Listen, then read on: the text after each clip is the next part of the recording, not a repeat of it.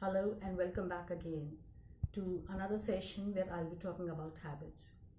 Thank you so much for hearing me out so patiently. Now, you must be wondering how habits seep into this topic of personal effectiveness.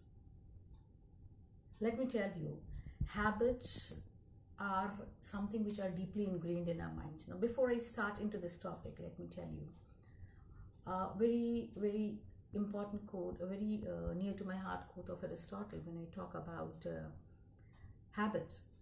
He says, excellence is not an act but a habit.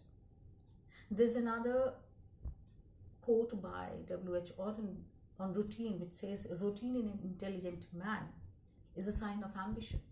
Now, if I combine habit and routine, these two things are key to consistency, which is the key to achieving goals. So anything which I want to achieve my goals, there is consistency of habits and routine.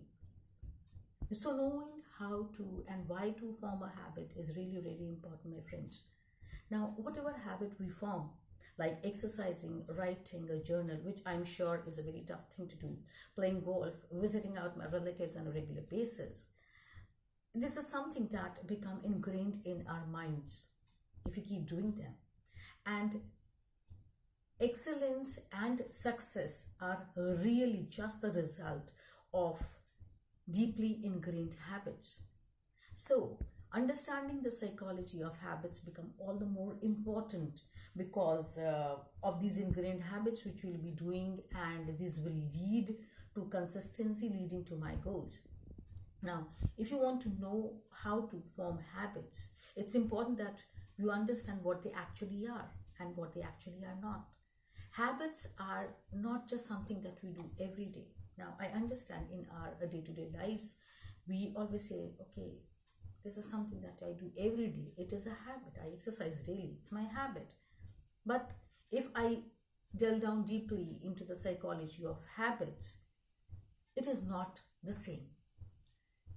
It is not that if I, just by doing something on a regular basis, I can turn something into a habit. I understand people say that if you do something for X number of days, it will become a habit. But that's not what the psychology of habit says. To be a habit, an action needs to have three things. First, it has to occur regularly. Second, there has to be a cue, a trigger that tells your brain to go into automatic mode and which habit to use. Let's say I love coffee. So the moment I enter my office and there I feel tiredness, there's an instant trigger in my mind which tells me to have coffee. So that's the cue. The trigger has to be there, and then it has to occur without a thought. Finally, there is a reward that my brain sees something as a reward. Now, finally, when there is a reward, it helps my brain to figure out if this particular loop or action that is being done is worth remembering for the future. And the stronger or the instant the reward is, my brain will remember this as a habit and will always keep coming back to do this. So my friends, it is very important that we choose the right actions and understand what habits will lead to success. Now, chances are you already have an idea of which action you want to turn into a habit. But pause for a moment and look at your larger goal. What is your ideal end point? What is the grand vision you're trying to accomplish? Without the answer to this question, you will not be able to figure out what habits lead to success. Not everyone likes the idea of goal setting. A lot of people want to jump right into taking undirected action. Those people are likely to burn both ends because that isn't how the psychology of habit works.